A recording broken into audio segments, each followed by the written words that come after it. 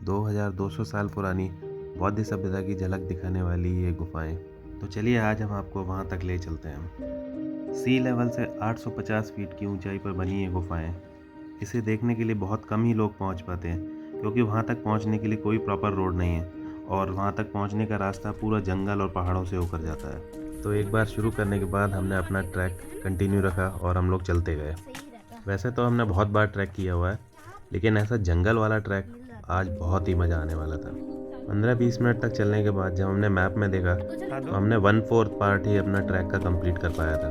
वैसे तो नेटवर्क ना होने की वजह से मैप ऑफलाइन था, लेकिन हमें अपनी जियो लोकेशन पता चल रही थी। बीच बीच में छोटे छोटे वाटरफॉल से पानी गिरने की आवाज़ जो आ रही थी, उससे हमारी सारी थकान दूर हो जा रही थी। आधा घंटे तक कंटिन्यूस ट्रैक करने के बाद हम लोग आधा रास्ता पार कर चुके थे। बारिश के टाइम में इस रास्ते पर बहुत ज़्यादा पानी का फ्लो हो जाता है, तो हमें उसी रास्ते को पार करके जाना पड़ता है।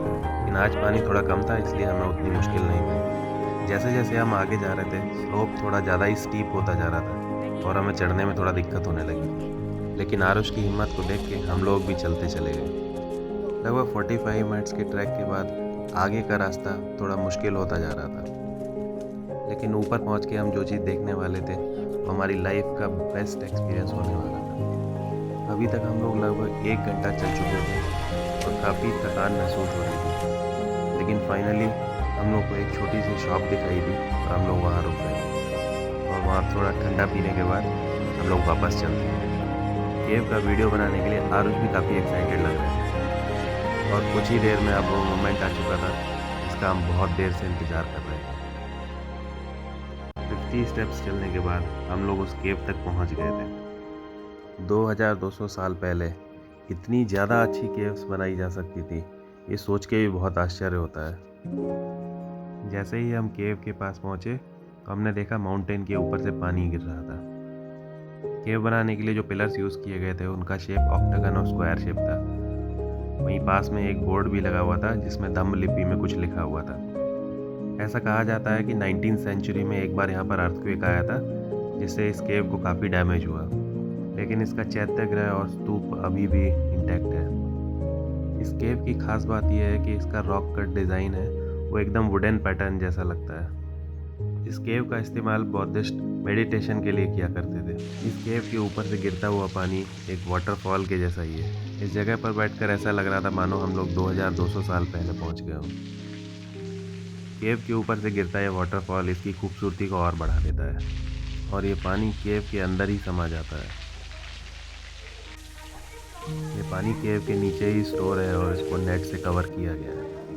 केव के अंदर जब हम लोग जाते हैं तो हमने देखा वहाँ पर 15 से 20 छोटे छोटे रूम्स बने हुए हैं। उसके बाहर के एरिया में 1-2 पिलर इंटैक्ट हैं, बाकी सारे पिलर्स टूट चुके हैं और केव की छत से लगातार पानी रिसता रहता है। इस केव का कंस्ट्रक्शन मौर्य डायनेस्टी के बाद सातवाहन डायनेस्टी के टाइम में हुआ, जिसे एंशिएंट बौद्धिस्ट मॉन्क्स ने बनाया है। इस केव की खास बात यह है कि एक मोनोलिथिक स्ट्रक्चर है और एक सिंगल रॉक को कट करके इसको बनाया गया है। इस केव का वुडन पैटर्न इसको बहुत ही खास बना देता है। इतनी ज़्यादा ऊंचाई पर होने की वजह से इस केव को देखने के लिए बहुत ही कम लोग पहुंच पाते हैं। हमारे यहाँ पहुंचने के बाद थोड़ी देर बाद ही बारिश शुरू हो गई, तो इस जगह की खूबसूरती और ज़्यादा बढ़ गई। बारिश की वजह से हमने यहाँ पर लगभग 2-3 घंटे बिताए। लगातार बारिश होने की वजह से हमें ऐसा लग रहा था कि आज रात हमें यहीं पर बिताना पड़ेगा। इस केव के अंदर एक चैत्यागृह है जिसका इस्तेमाल पूजा के लिए किया जाता था। 2-3 घंटे बारिश होने के बाद अब बारिश रुक चुकी थी, तो हम लोगों ने भी अब वापस लौटने का प्लान किया। इतना टाइम स्पेंड करने की वजह से हम लोग काफ़ी थक चुके थे और हमें भूख भी काफ़ी देर लग रही थी। नीचे जाने के टाइम हमें एक फैमिली भी मिली जिनके साथ हम लोगों ने लंच किया।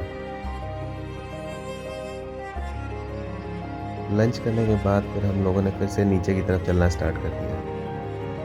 नीचे जाने के टाइम हमारे लिए बहुत बड़ा चैलेंज था, क्योंकि बारिश काफ़ी देर हो चुकी थी और ज़मीन में बहुत फिसलन हो रही थी। ये नीचे उतरने में हमें बहुत मुश्किल हो रही थी। जंगल और पहाड़ों के रास्ते से होकर जाने वाला हमारा ये ट्रैक बहुत ही अच्छा रहा और हमारा एक्सपीरियंस आगे हमेशा याद रखने वाला था। लोनावला से 35 किलोमीटर दूर इस केव का नाम कौंडन्हे केव्स है। आप जब भी लोनावला आएंगे तो इस केव को अपनी आइटनरी में ज़रूर इंक्लूड कीजिए। Thank you for watching our video. Bye.